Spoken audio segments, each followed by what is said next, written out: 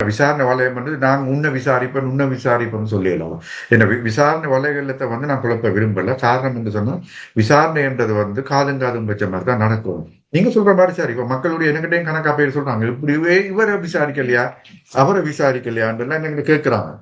ஏன்னு சொன்னா அதை சொல்ல முடியாது. ஏன்னா விசாரணை என்றவர்கள் யார் யார் ஆதாரம் தான் வேணும். We need evidence. இந்த எவிடன்ஸை வந்து பொதுமக்கள் வந்து இப்ப பல பேர் வந்து இனி இந்த தாங்க பாதிக்கப்பட்ட சனங்கள் வந்து மௌனமா இருக்கிறாங்க. என்ன காலம் கடந்து போனது விடயம். இந்த விசாரணைகளின் ஊடாக தங்களுக்கு ஒரு நீதி கிடைக்குமான்ற ஒரு கேள்விக்குறி அவங்கள்ட்ட இருக்கிறது. இதை வந்து முன்னெடுத்து செல்வது யார்? ஏன்னா எல்லாரும் வந்து இந்த இனிய பாரதியோட தொடர்பு இருக்கிறாங்க. வர்த்தக ரீதியாக, பொருளாதார ரீதியாக, ஏன் அந்த சிம் கார்டு வினோம் அதுலயும் அவங்களோட தொடர்பு எல்லாம் இருக்குது. உலக பேர் இருக்கக்குள்ள தாங்க சொல்றதை மட்டும் இந்த புலனாய் பிரிவு எடுக்குமான்னு பயம் இருக்கு. பயப்பட வேண்டிய அவசியம் இல்லை. இது எங்களுக்கு கிடைச்சிருக்கிற கடைசி சந்தர்ப்பம்.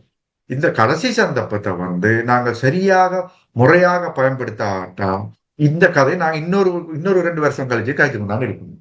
ஏன்னா மக்களா முன் வந்து தாங்கள் வந்து இப்படித்தான் நாங்க இந்த கல்முனை போலீஸ்ல கொடுத்திருக்கிறோம், திருக்கோவில் போலீஸ்ல கொடுத்திருக்கிறோம், காரதி போலீஸ்ல கொடுத்திருக்கிறோம், திருக்கோவில் போலீஸ்ல கொடுத்திருக்கிறோம், எங்களோட முறைப்பாடுகளை ஏற்க மறுத்த போலீஸ் அதிகாரி யாரு என்னத்துக்காக செய்யலன்னு சொல்லி இப்ப எல்லா இடம் செய்யலாம்.